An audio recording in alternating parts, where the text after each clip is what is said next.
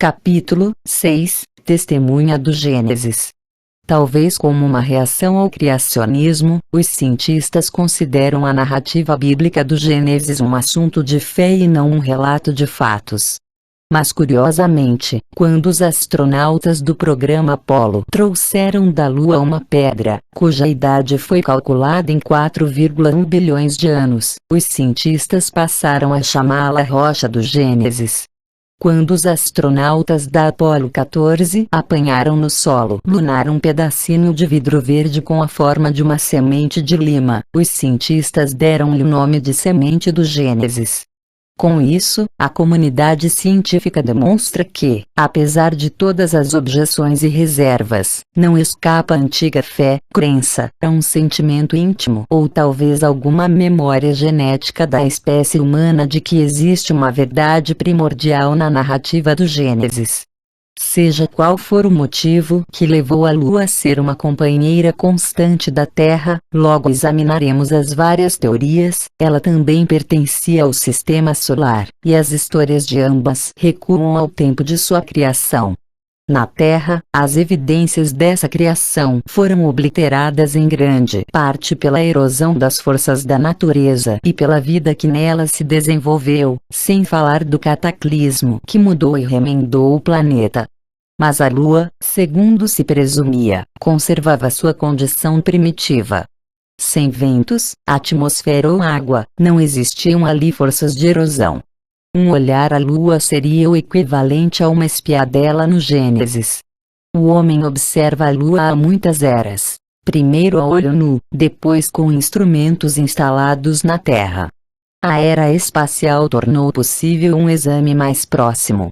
Entre 1959 e 1969, várias espaçonaves americanas e soviéticas, tripuladas ou não, pesquisaram a Lua girando em sua órbita ou tocando sua superfície. O homem finalmente pôs o pé na Lua quando o módulo da Apollo 11 desceu em 20 de julho de 1969 e Neil Armstrong anunciou ao mundo: Houston, aqui fala a base da tranquilidade. A Águia pousou.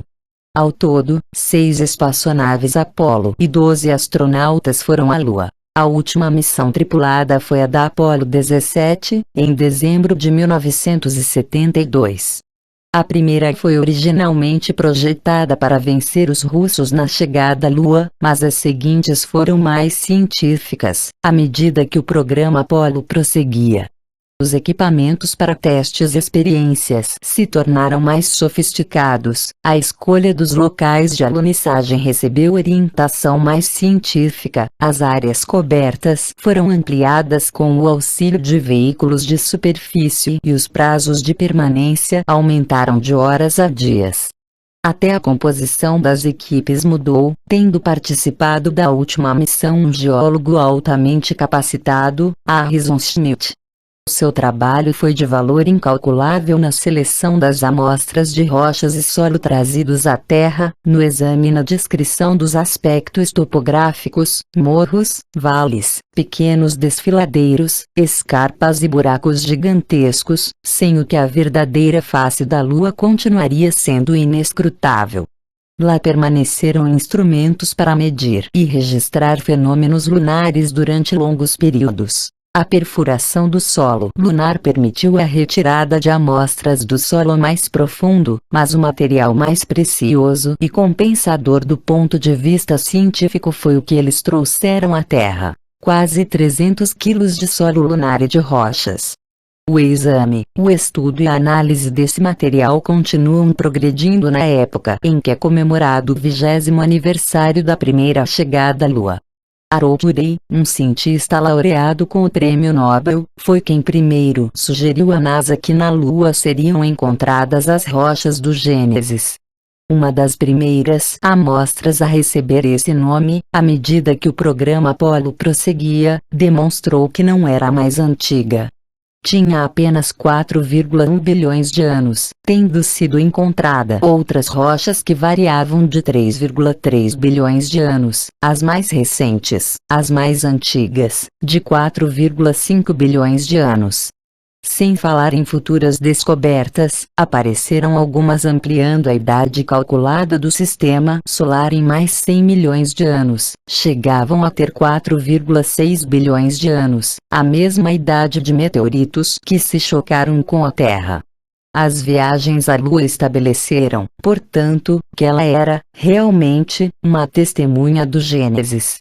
Depois de ficar determinada a idade da Lua, isto é, a época de sua formação, o debate intensificou-se a respeito de uma questão: como a Lua foi criada?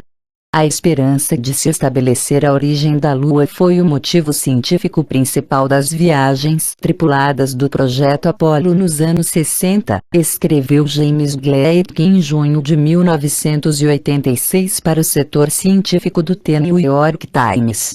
Contudo, essa foi a grande questão que a Apollo deixou de responder.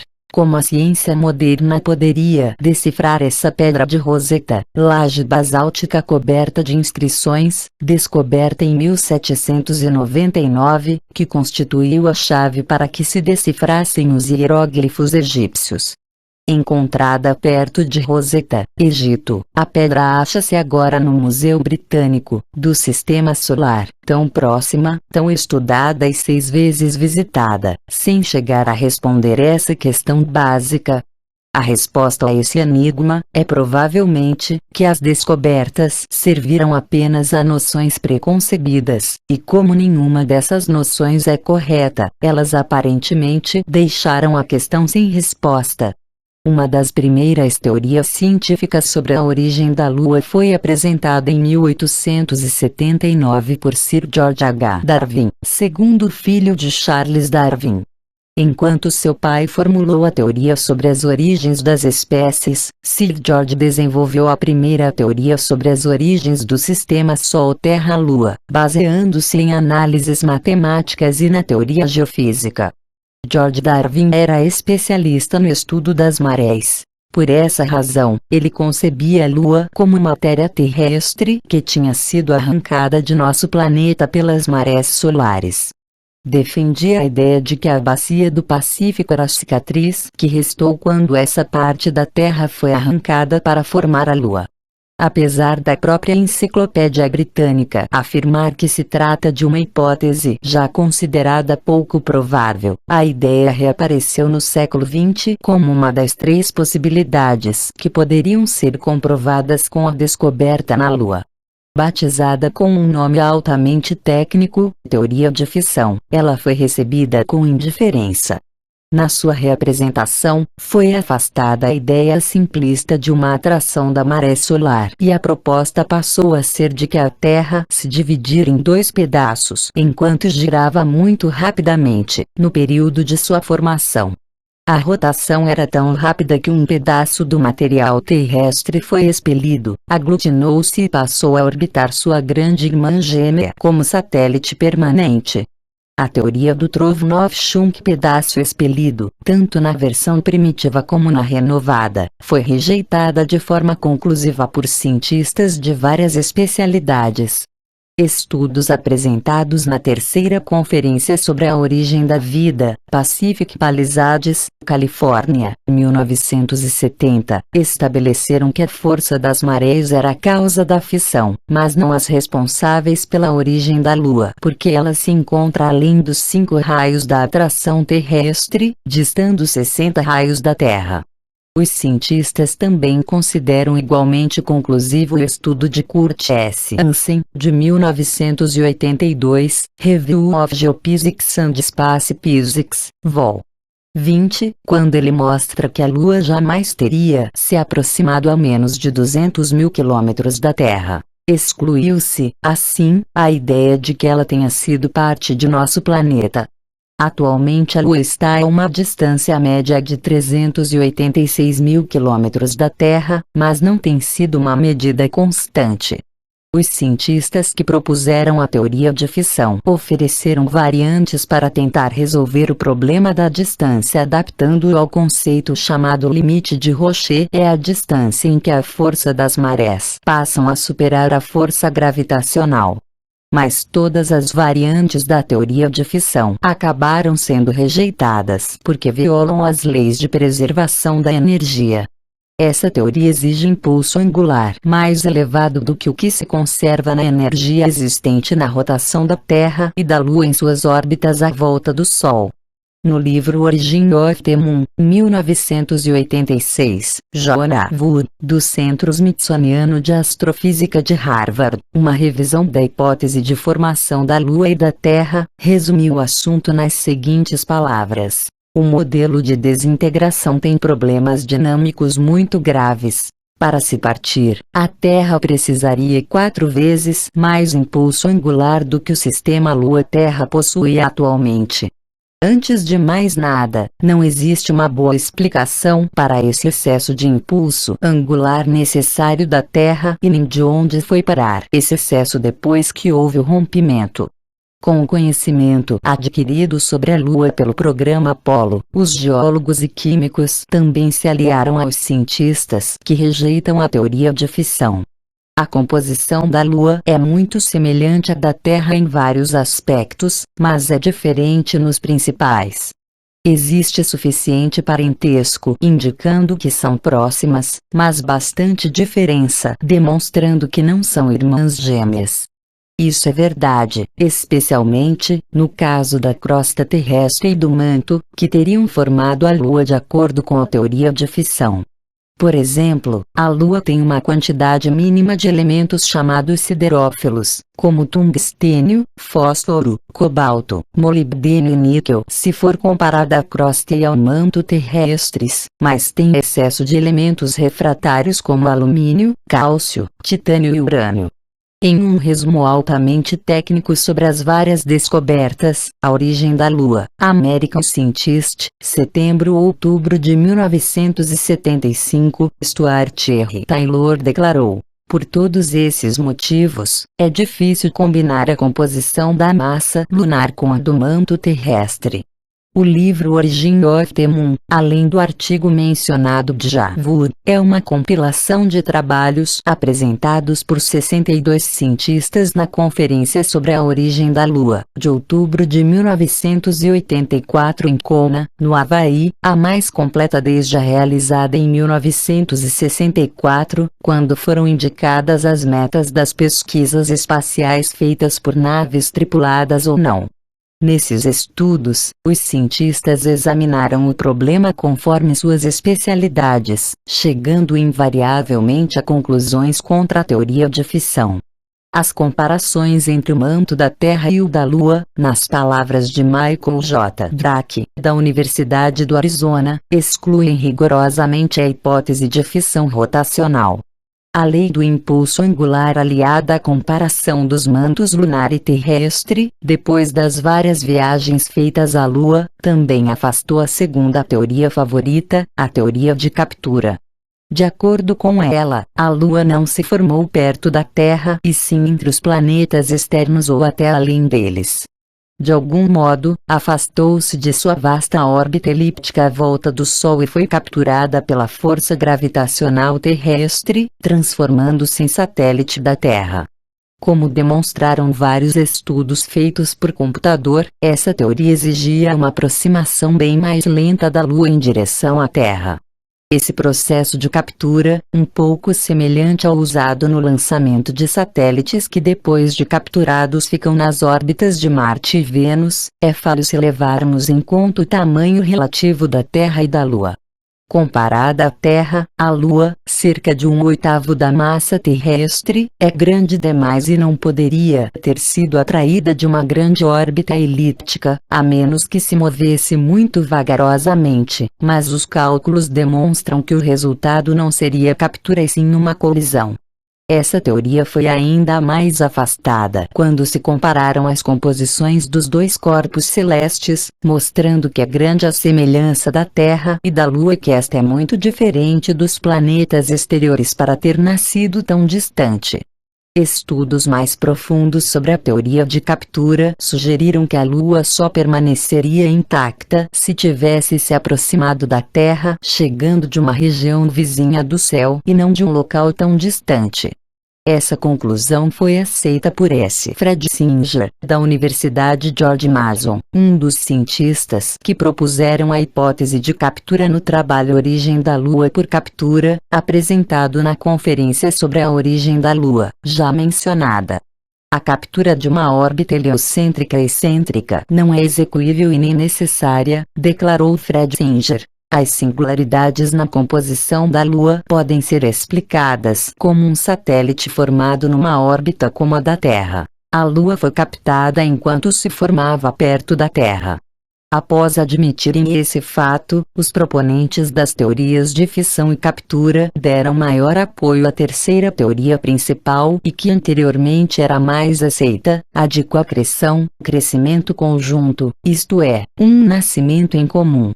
Essa teoria tem suas raízes na hipótese nebular, proposta no fim do século XVIII pelo astrônomo e matemático francês Pierre-Simon de Laplace, afirmando que o sistema solar nasceu de uma nuvem gasosa, uma nebulosa que fundiu-se em tempo de formar o Sol e os planetas, teoria ainda aceita pela ciência moderna. Demonstrando que as acelerações lunares dependem das excentricidades da órbita terrestre, Laplace concluiu que os dois corpos foram criados lado a lado, primeiro a Terra e depois a Lua. Segundo sugeriu, os dois eram planetas irmãos, partes de um binário ou planeta duplo, um sistema que orbita o Sol em conjunto enquanto um dança em volta do outro. A teoria de que os satélites naturais, ou luas, fundem-se a partir do restante da matéria primordial que formou o seu planeta progenitor é agora aceita para explicar como os planetas adquiriram seus satélites e também deveria se aplicar à Terra e à Lua. As naves Pioneer e Voyager descobriram que as luas dos planetas exteriores, formadas, em geral, do mesmo material de seus pais, são suficientemente semelhantes aos planetas e, ao mesmo tempo, revelam características individuais como filhos. Isso também é verdade no que se refere às similaridades básicas e às diferenças entre a Terra e a Lua. No entanto, o que faz os cientistas rejeitarem essa proposta é o tamanho relativo de ambas. A Lua é grande demais em relação à Terra, não só 1/8 de sua massa como cerca de 1/4 de seu diâmetro. Essa relação está fora da proporção encontrada no resto do sistema solar. Quando a massa de todas as luas de cada planeta, excluindo Plutão, é comparada à sua massa, o resultado é o seguinte: Mercúrio, 0, 0, 100 luas. Vênus, 0, 0, 100 luas. Terra, 0, 0, 122. Marte, 0, 0, 0, 0, 0, 0, 0, 0, 2, 2 asteroides. Júpiter, 0. Saturno, 0. Urano, 0. Netuno, 0, 0, 0, 1, 30. A comparação dos tamanhos relativos das luas maiores de cada planeta com o tamanho da Terra em relação à Lua demonstra claramente a anomalia. Um resultado dessa desproporção é a existência de impulso angular excessivo no sistema combinado Terra-Lua para apoiar a hipótese de planetas binários. Como as três teorias básicas não conseguem atingir os critérios requeridos, é difícil calcular como a Terra acabou com seu satélite. Tal conclusão não incomoda, de fato, alguns cientistas. Eles salientam que nenhum planeta terrestre, além da Terra, apresenta satélites, já que todos concordam que os dois pequenos corpos que orbitam Marte são asteroides capturados. Se as condições do sistema solar não permitiam que nenhum planeta entre o Sol e Marte, inclusive, tivesse satélites, por qualquer dos métodos considerados, fissão, captura ou crescimento conjunto, a Terra não deveria ter nenhum. Mas persiste o fato de que a Terra, como a conhecemos e onde a conhecemos, tem uma Lua e proporcionalmente bem grande. Como explicar tal fenômeno? Uma outra descoberta do programa Apollo também atrapalha a aceitação da teoria de coacreção. A superfície da Lua, bem como seu conteúdo mineral, sugere a existência, no passado, de um oceano de magma, criado pela fusão de parte do interior do satélite. Ora, somente uma grande fonte de calor seria capaz de derreter as rochas, transformando-as em magma. Um calor assim só pode resultar de um evento cataclísmico ou catastrófico. Num cenário de coacreção, não existe a produção de um calor assim. Então, como explicar o oceano de magma e outras evidências encontradas na Lua indicando um aquecimento cataclísmico? A necessidade de que o nascimento da Lua tenha ocorrido com o impulso angular correto de um acontecimento que tenha produzido calor cataclísmico, inspirou uma hipótese formulada após o programa Apollo que recebeu o nome de Big Bang Theory, teoria do grande impacto. Ela surgiu da sugestão apresentada por William Hartmann, geoquímico do Instituto de Ciência Planetária de Tucson, Arizona, e seu colega Donald R. Davis, em 1975, de que as colisões e os impactos desempenharam seu papel na criação da Lua, planetesimais com tamanho de satélites e a origem lunar. Icarus, Vol. 24.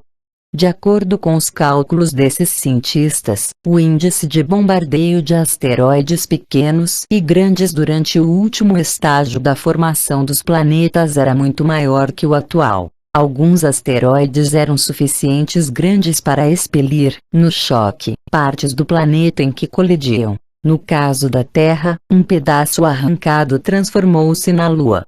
Essa ideia foi aceita por dois astrofísicos, Alastair G. W. Cameron, de Harvard, e William R. Ward, do Caltech.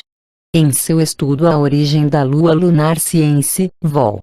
7, 1976, eles previam um corpo de tamanho planetário, pelo menos tão grande quanto o planeta Marte, voando de encontro à Terra a uma velocidade de quase 40.000 km por hora. Chegando das regiões externas do Sistema Solar, sua trajetória arqueou-se na direção do Sol, mas a Terra, em sua órbita, estava no caminho. O choque angular resultante inclinou ligeiramente a Terra, concedendo sua obliquidade declíptica, cerca de 23,5 graus atualmente. Também derreteu as camadas exteriores dos dois corpos, erguendo uma nuvem de rocha vaporizada em órbita à volta da Terra. O material expelido tinha 2 vezes o tamanho da Lua e a força de expansão do vapor distanciou os fragmentos da Terra. Parte desse material solto tornou a cair em nosso planeta, mas sobrou o suficiente para se aglutinar e formar a Lua. A Collision Ejection Theory, teoria da colisão-ejeção, foi mais aperfeiçoada pelos autores à medida que vários problemas eram aventados. Também modificou-se quando novas equipes de cientistas testaram simulações por computador. As equipes principais foram a C. Thompson e D. Stevenson, no Caltech, H.J. Meloche M. Kipp, nos Laboratórios Nacionais de Sandia, e W. Paynes e W. L. Slattery, no Laboratório Nacional de Los Alamos. Com esse quadro o impacto criou um calor imenso, talvez mais de 6.000 graus, causando um derretimento nos dois corpos. O volume do corpo causador do impacto perfurou o núcleo da Terra derretida. Partes dos dois corpos foram vaporizadas e expelidas. Ao esfriar, a Terra foi refeita com um material do corpo, rico em ferro, que causou impacto em seu núcleo. Parte do material expelido retornou à Terra. O resto, principalmente do corpo causador do impacto, esfriou e aglutinou-se à distância, resultando na Lua que agora orbita nosso planeta. Outra ideia que afastou a hipótese original do Big Bang grande impacto, foi a compreensão de que, para resolver os embaraços da composição química, o corpo de impacto devia vir da mesma região celeste que a Terra, não das exteriores do Sistema Solar. Sendo assim, quando e como tinham adquirido o impulso angular para o impacto vaporizante? O próprio Cameron, em sua exposição na Conferência do Havaí, reconheceu que também existe a questão da plausibilidade. É plausível, perguntou, que um corpo celeste extraplanetário, com o volume aproximado de Marte ou maior, entrasse no Sistema Solar no tempo apropriado para participar da colisão proposta. Ele achava que cerca de 100 milhões de anos depois da formação dos planetas ainda havia instabilidade suficiente no sistema solar recém-nascido e número também suficiente de remanescentes protoplanetários para permitir a existência de um grande corpo de impacto, tornando plausível essa colisão. Cálculos subsequentes demonstraram que para alcançar os resultados finais, o corpo de impacto deveria ter 3 vezes o tamanho de Marte. Isso ampliou o problema, onde e como, na vizinhança da Terra, tal corpo celeste poderia crescer. Em resposta, o astrônomo George Vettrill, do Instituto Carnegie, fez um cálculo inverso e descobriu que os planetas terrestres podiam ter evoluído de um grupo de cerca de 500 planetesimais que vagava pelo espaço. Colidindo repetidamente entre si, as pequenas luas foram os blocos de construção dos planetas e dos corpos maiores que continuaram a bombardeá-los. Esses cálculos apoiaram a teoria do grande impacto, em sua versão modificada collision-ejection colisão-ejeção, conservando o imenso calor resultante. O calor de tal impacto, concluiu Vettrill, teria derretido os 2 corpos. Isso, aparentemente, poderia explicar a. Como a Terra adquiriu seu núcleo de ferro e b. Como a Lua ganhou seus oceanos de magma derretido. Apesar de essa última versão deixar sem resposta vários outros detalhes, muitos participantes, ao fim da conferência sobre a origem da Lua de 1984, estavam prontos a aceitar a hipótese de colisão-ejeção como vencedora, não tanto por estarem convictos de sua correção, mas por se sentirem exasperados. Isso aconteceu, principalmente, porque muitos investigadores independentes demonstraram que o crescimento conjunto, o modelo mais amplamente aceito pelos cientistas, pelo menos ao nível subconsciente, não explicava a capacidade do momento angular do sistema Terra-Lua, escreveu Wood em seu resumo. De fato, alguns participantes da conferência, inclusive ele mesmo, encontravam sérios problemas na nova teoria. Wood salientou que o ferro é realmente muito volátil e teria sofrido destino semelhante aos outros materiais voláteis como o sódio e a água. Em outras palavras, não teria mergulhado intacto no núcleo terrestre como postula a teoria. A abundância de água na Terra, sem falar de todo o ferro no manto terrestre, não seria possível se ela tivesse derretido. Já que cada variante da hipótese do grande impacto envolvia um derretimento total da Terra, era necessária outra evidência reveladora que resultasse nesse derretimento, mas como foi amplamente anunciado na Conferência sobre a Origem da Terra de 1988, em Berkeley, Califórnia, não existe tal evidência. Se a Terra tivesse derretido e voltado a se solidificar, vários elementos de suas rochas se cristalizariam de forma diferente da que apresentam e teriam reaparecido em certas proporções. Outro resultado teria sido a distorção de condrita, a matéria mais primordial da Terra, encontrada na maioria dos meteoritos primitivos, mas essa distorção não existe. A. Ringwood, um pesquisador da Universidade Nacional Australiana, estendeu estes testes a mais de 12 elementos cuja relativa abundância teria se alterado se fosse a primeira crosta formada na Terra depois que ela derreteu, mas não existia tal alteração em qualquer quantidade significativa. Uma revisão dessas descobertas publicadas em Science, 17 de março de 1989, informou que os geoquímicos, na conferência de 1988, contestaram que o impacto gigantesco e o inevitável derretimento da Terra não se coadunam com o que eles sabem da geoquímica. Particularmente no que se refere à composição das centenas de quilômetros das camadas superiores do manto, que nunca foram totalmente derretidas. A geoquímica, concluíram os autores do artigo, aparentemente é um tropeço em potencial que bloqueia a origem do gigantesco impacto criador da Lua. Em Ciência e Tecnologia The Economist, 22 de julho de 1989, noticiou-se igualmente que vários estudos tornaram os geoquímicos céticos em relação à história do impacto. Como as teorias anteriores, a do grande impacto também enfrentou certas restrições, mas enfraqueceu outras. Ainda assim, podemos questionar se essa teoria de impacto e derretimento que criou problemas quando aplicada à Terra, não resolveu, pelo menos, o problema do evidente derretimento da Lua. Mas o problema não é exatamente esse.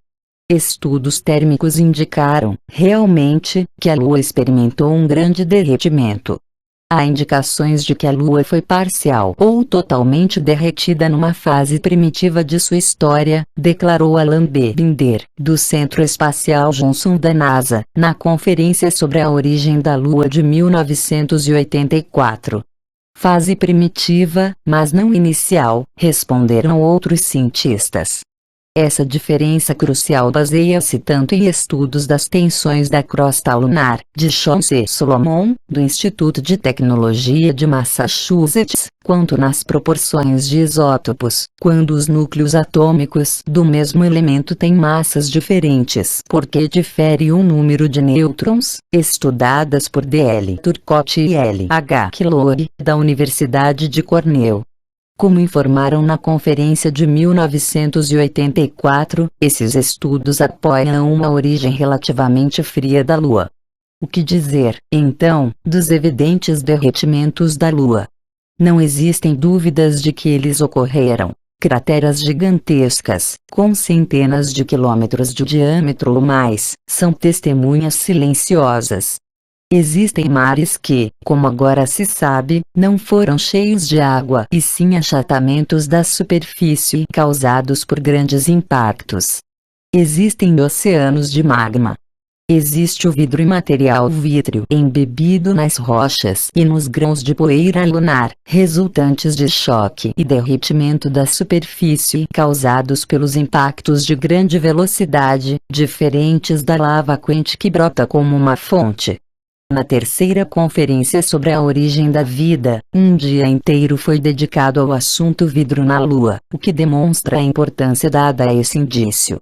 Eugene Shoemaker, da NASA e do Caltech, anunciou que foram encontrados em abundância, na Lua, vidros e outros tipos de rochas derretidas que evidenciam um choque vitrificante. A presença de níquel nas bolas e grãos de vidro sugeriram que o corpo de impacto tinha uma composição diferente, já que as rochas da Lua não possuem níquel.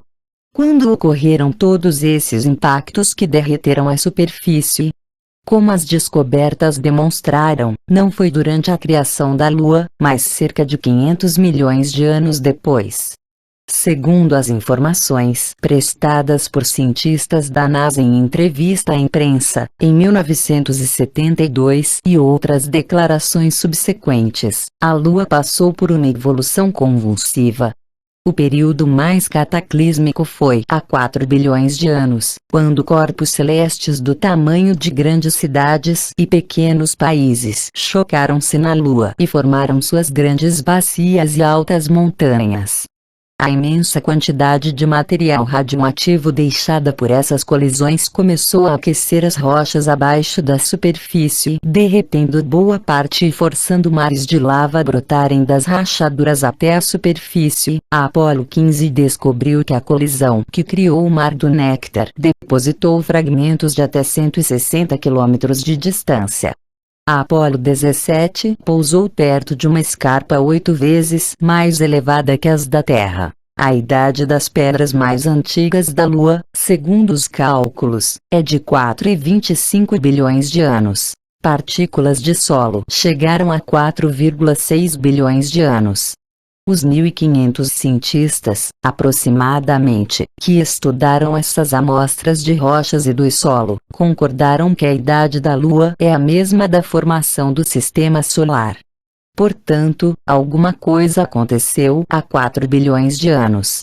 Escrevendo no Scientific, América na formação de crateras no Sistema Solar. Janeiro de 1977, William Hartmann relatou que vários analistas do programa Apollo descobriram que a idade de muitas rochas lunares mostra que foram violentamente partidas há 4 bilhões de anos e poucas mais antigas sobreviveram. As amostras que continham vidro formados nos impactos violentos chegavam a 3,9 bilhões de anos. Sabemos que um grande cataclismo causou um bombardeamento intenso, destruindo as rochas mais antigas e a superfície do planeta, declarou Gerald J. Wasserburg, do Caltech, na véspera da última missão Apollo. A grande questão na época era: o que aconteceu desde a origem da Lua, há cerca de 4,6 bilhões de anos e 4 bilhões de anos atrás, quando ocorreu a catástrofe. Portanto, a pedra encontrada pelo astronauta David Scott, batizada de Rocha do Gênesis, não se formou na época da criação da Lua. Na realidade, ela surgiu de um acidente catastrófico, ocorrido 600 milhões de anos depois. Mesmo assim, seu nome foi bem apropriado porque a narrativa do Gênesis não se refere à formação primordial do Sistema Solar, há 4,6 bilhões de anos, mas à batalha celeste de Nibiru/Marduk com Tiamat, há cerca de 4 bilhões de anos. Insatisfeitos com todas as teorias oferecidas até agora como explicação da origem da Lua, alguns estudiosos tentaram selecionar a melhor delas graduando-as de acordo com certos critérios. Uma tabela da verdade foi preparada por Michael J. Drake, do Laboratório Lunar e Planetário da Universidade do Arizona. Nessa tabela, a teoria de coacreção foi colocada bem à frente das outras. Na análise de John Wood, ela obedecia a todos os critérios exigidos, menos ao do impulso angular Terra-Lua e o derretimento desse satélite. Fora isso, era superior a todas as outras. Por consenso, a teoria de crescimento conjunto foi revista, com alguns elementos emprestados dado o grande impacto de fissão. De acordo com a teoria oferecida por A.P. Boas, do Instituto Carnegie, e S.J. Piali, da Universidade da Califórnia, na conferência de 1984, a Lua foi realmente formada junto com a Terra e da mesma matéria primordial, mas a nuvem gasosa em que foram criadas sofreu bombardeios de planetesimais que algumas vezes desintegraram o satélite e outras abduziram material externo à sua massa. Desse processo resultou uma lua maior com a absorção de outras luazinhas que se formavam no mesmo anel circunterrestre, uma lua semelhante à Terra, mas um pouco diferente.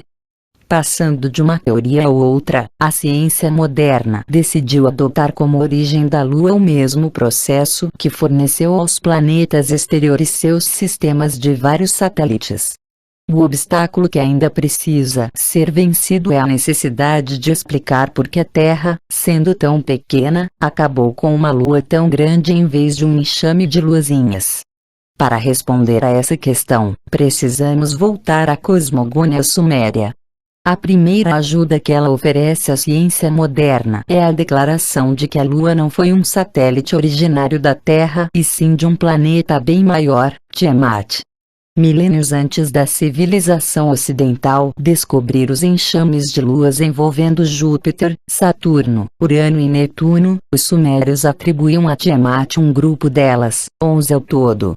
Localizavam Tiamat além de Marte, o que a qualificaria como planeta externo. Portanto, ela adquiriu sua horda celeste como os outros. Quando comparamos as últimas teorias científicas com a cosmogonia suméria, descobrimos que os cientistas modernos acabaram aceitando as mesmas ideias expostas no saber sumério e ainda chegam a usar quase a mesma terminologia, como as teorias mais modernas. A cosmogonia suméria também descreve um sistema solar inicialmente instável, onde planetesimais e forças gravitacionais emergentes perturbam o equilíbrio planetário, causando o desenvolvimento desproporcional de algumas luas.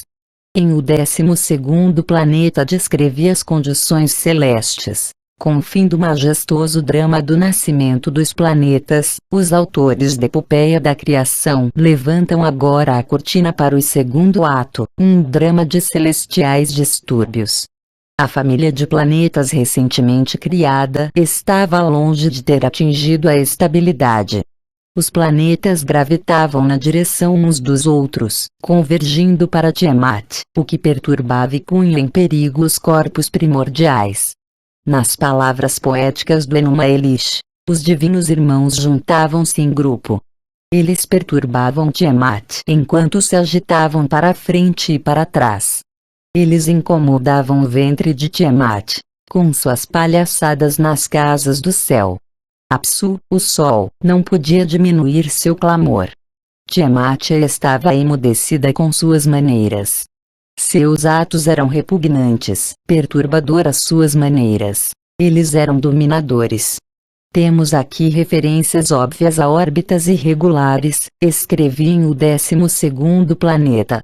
Os novos planetas agitavam-se para frente e para trás. Ficavam demasiadamente próximos uns dos outros, juntavam-se em grupo, interferiam na órbita de Tiamat, aproximando-se demais de seu ventre. Suas maneiras, órbitas, eram perturbadoras. Sua força gravitacional arrogante, excessiva, desprezando as órbitas dos outros. Abandonando os conceitos anteriores de um sistema solar cuja nuvem quente primordial foi esfriando e congelando aos poucos, até a época atual, a opinião científica adota agora a posição oposta. À medida que os computadores mais rápidos permitem que os mecânicos celestes observem mais prolongadamente o comportamento dos planetas, escreveu Richard A. Kerr em Science, Novidades de Pesquisa, 14 de abril de 1989. O caos está surgindo em toda parte. Kerr cita estudos como o de Gerald J. Sussman e Jack Wisdom, do Instituto de Tecnologia de Massachusetts, em que, por meio de simulações no computador, eles retrocederam no tempo e descobriram que muitas órbitas entre Urano e Netuno ficaram caóticas e que o comportamento orbital de Plutão é caótico e imprevisível. J. Laskar, do Bureau des Longitudes de Paris, concluiu que o caos imperava originalmente em todo o sistema solar, mas especialmente entre os planetas internos, inclusive a Terra. George Veterill, atualizando seus cálculos de multicolisões para cerca de 500 planetas e mais, Science, 17 de maio de 1985, descreveu o processo na região dos planetas terrestres como o crescimento de muitos irmãos e irmãs que colidiram entre si para formar planetas experimentais. O processo de acreção, colisões, rompimentos, captação do material de outros corpos, até alguns crescerem e se transformarem finalmente nos planetas terrestres, segundo ele, foi nada menos que uma batalha real que durou a maior parte dos primeiros 100 milhões de anos do sistema solar. As palavras do eminente cientista são espantosamente semelhantes às do Enuma Elish. Ele cita muitos irmãos e irmãs vagando, colidindo entre si, afetando as órbitas dos outros e sua própria existência. O texto antigo fala de irmãos divinos que perturbavam, atrapalhavam, agitavam-se para frente e para trás na mesma zona do céu em que estava Tiamat, perto de seu ventre. Ele usa a expressão batalha real para descrever esse conflito entre irmãos e irmãs. A narrativa suméria emprega a mesma palavra, batalha, para descrever o que aconteceu, registrando para sempre os acontecimentos do Gênesis como a batalha celeste. Lemos nos textos antigos que à medida que os distúrbios celestes aumentavam, Tiamat engendrava sua hoste para a batalha contra os irmãos celestes que invadiam seus limites. Ela constituiu uma assembleia e está furiosa de raiva. Ao todo, 12 do seu gênero ela criou, eles se reuniram e marcharam ao lado de Tiamat. Furiosos, tramam sem cessar dia e noite. Estão apostos para o combate, exalando fumos e fúria. Eles se reuniram, preparados para o conflito. Da mesma forma que o tamanho desproporcionalmente grande da Lua chama a atenção dos astrônomos modernos, ele também preocupava os autores do Enuma Elish. fazendo os outros planetas falarem. Eles salientam o tamanho expandido de Kingu, sua massa perturbadora, como a queixa principal. Dentre os deuses que formavam sua hoste, seu primogênito Kingu ela elevou. Entre eles ela o fez grande. Ocupar o posto principal, chefiar sua hoste, aprestar as armas para o encontro, estar na liderança do combate, na batalha ser o comandante, foi o que nas mãos de Kingu depositou. Induzindo-o a ficar em sua hoste, proferi um encanto para ti, ela lhe disse. Fiz de ti o grande na Assembleia dos Deuses. O domínio sobre os deuses dei a ti. Na verdade, tu és o Supremo. Segundo essa cosmogonia antiga, uma das 11 luas de Tiamat cresceu até um tamanho incomum por causa das perturbações e das condições caóticas do sistema solar recém-formado. Infelizmente, o texto antigo não esclarece como a criação dessa lua monstruosa afetou essas condições. Os versos enigmáticos em que algumas palavras originais foram sujeitas a diferentes sentidos e traduções, aparentemente, querem dizer que exaltar Kingu resultava em amainar o fogo de Aspezer, ou acalmar o deus fogo de Aidel, e retumbar/dominar uma arma de poder tão potente em sua propulsão, uma possível referência à força perturbadora da gravidade. Seja qual for o efeito calmante que o aumento de Kingu causou em Tiamat e sua hoste, ele foi uma ameaça de destruição para outros planetas. Especialmente perturbadora foi a elevação de Kingu ao status de planeta plenamente desenvolvido. Ela deu a tábula dos destinos, cingiu em seu peito, Kingu for elevado, receber um alto posto. Foi esse o pecado de Tiamat. Dar a Kingu seu destino orbital, o que enfureceu os outros planetas a ponto de convocarem Nibiru/Marduk para acabar com Tiamat seu esposo ilegal. Na batalha celeste que seguiu, como já foi descrito, Tiamat partiu-se ao meio e sua metade ficou estraçalhada. A outra, acompanhada de Kingu, foi atirada em uma nova órbita para se transformar na Terra acompanhada pela Lua. Temos aqui uma sequência de acontecimentos que se coadunam com as várias teorias modernas sobre a origem, evolução e o destino final da Lua, e apesar de a natureza dessa arma de poder tão potente em sua propulsão ou do Deus Fogo que causou o crescimento desproporcional de Kingu continuar em aspectos não muito esclarecidos, o tamanho fora de proporção da Lua, mesmo em relação a Tiamat, que era bem maior, é recordado em todos os seus detalhes perturbadores. Tudo está ali, com exceção de que não é a cosmogonia suméria que comprova a ciência moderna, e sim esta que agora alcança o conhecimento antigo. A Lua poderia, realmente, ser um planeta em formação como afirmaram os sumérios. Como vimos nos primeiros capítulos, isso seria bem concebível. Ela assumiu, de fato, aspectos planetários. Ao contrário da opinião estabelecida de que a Lua sempre foi um objeto inerte, nos anos 70 e 80 descobriu-se que ela possui virtualmente todos os atributos de um planeta, menos a órbita independente à volta do Sol. Sua superfície tem regiões de montanhas rugosas e entrelaçadas, planícies e mares que, se não foram de água, provavelmente se formaram de lava derretida.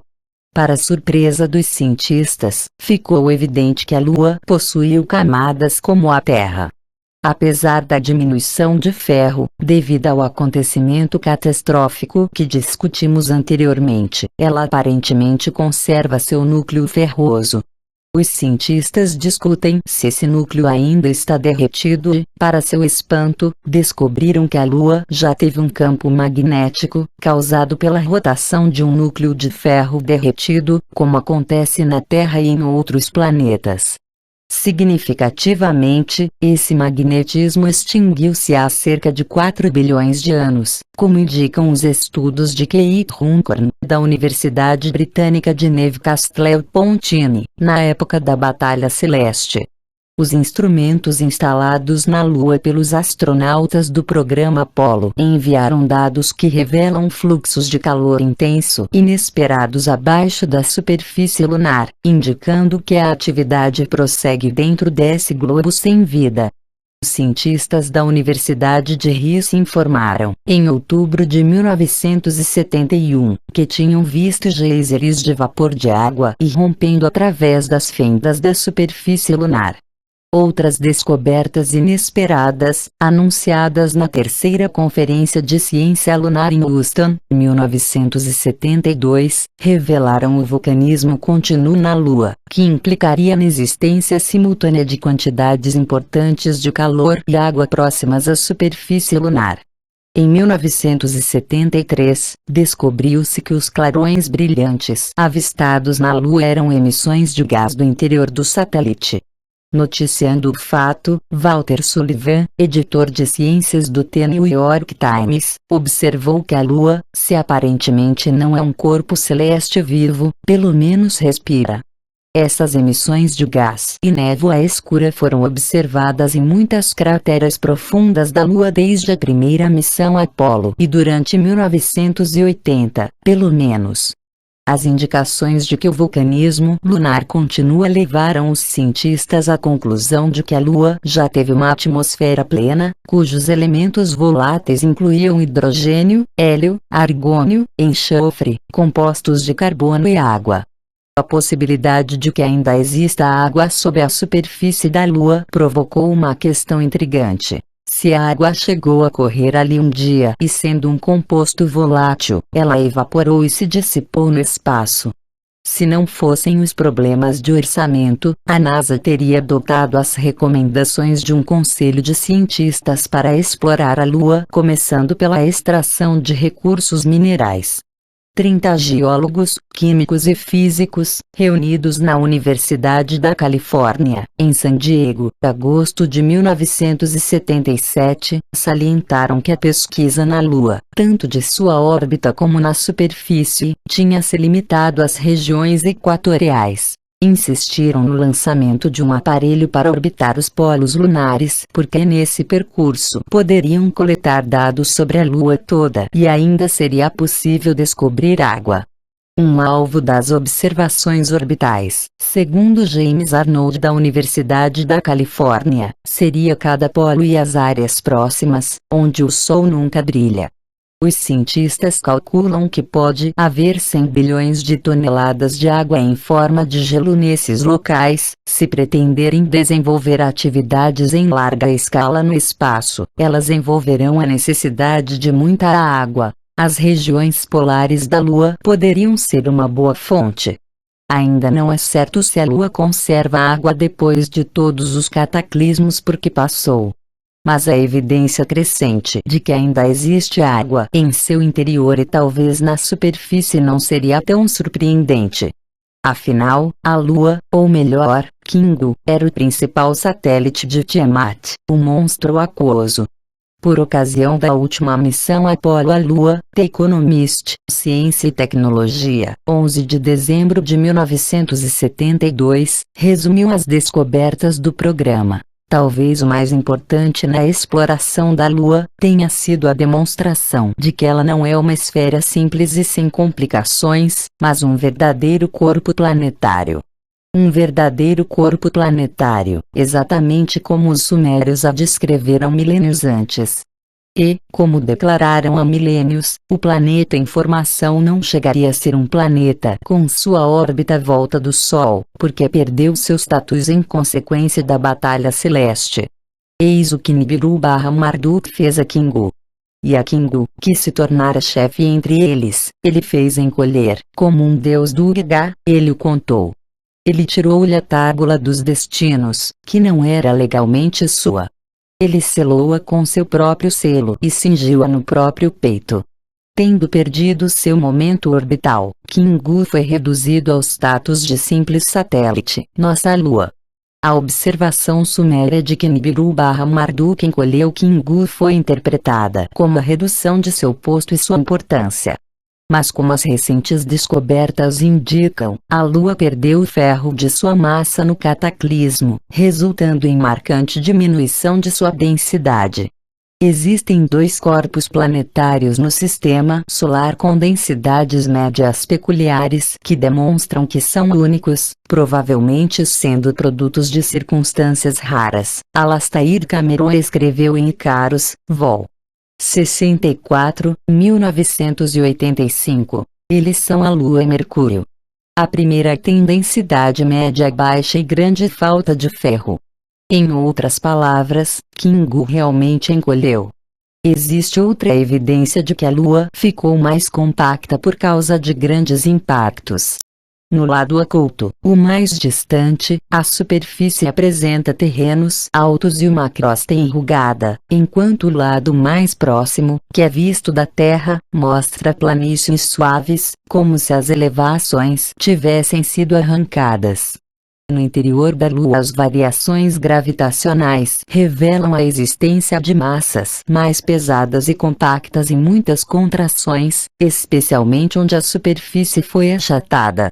Apesar de a Lua ser esférica, como todos os corpos celestes maiores que o tamanho mínimo, a massa de seu núcleo teria forma de uma cabaça, como mostra um estudo de computador. O formato guarda a marca do grande impacto que comprimiu a Lua e a tirou em seu novo lugar no céu, como relatam os sumérios. Igualmente intrigante é a afirmação suméria de que Kingu se transformou em um Dugaré. O termo, como expliquei em o 12º planeta, significa, literalmente, pote de chumbo. Na ocasião achei que era uma simples descrição da Lua como uma argila sem vida.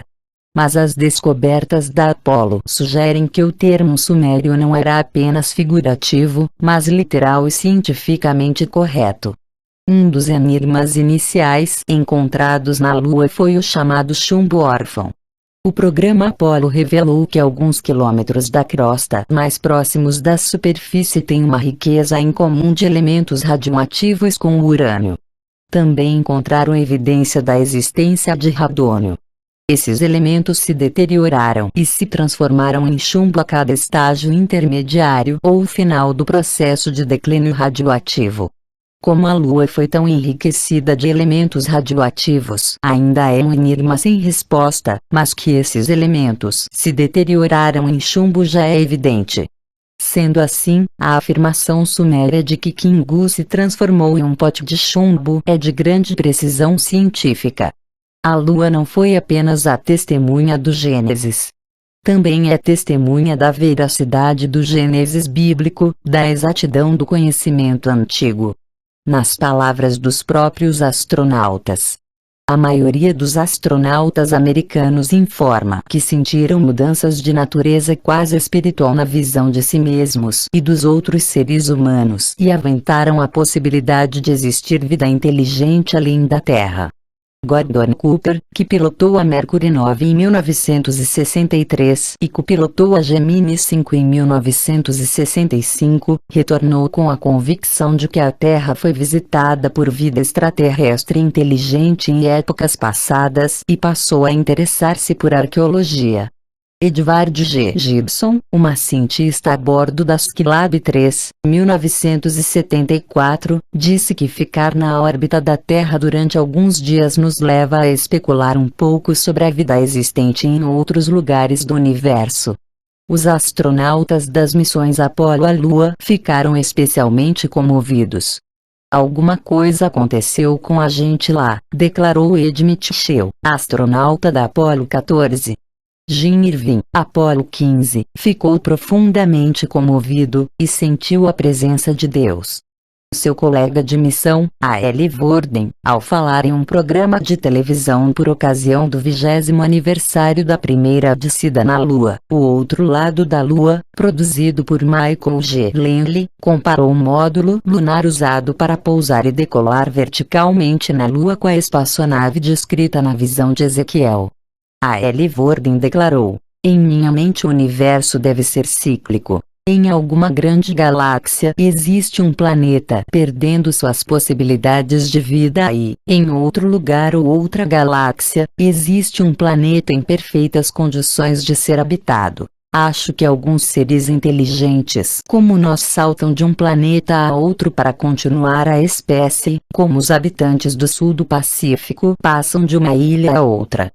Penso que é o que o programa espacial significa. Acho que podemos ser uma combinação de criaturas que viveram em alguma época do passado e receberam a visita de seres de alguma outra região do universo. E essas duas espécies se uniram e tiveram descendência. De fato, um grupo muito pequeno de exploradores podia aterrissar em um planeta e criar seus sucessores que, eventualmente, viriam a assumir o objetivo de habitar o resto do universo.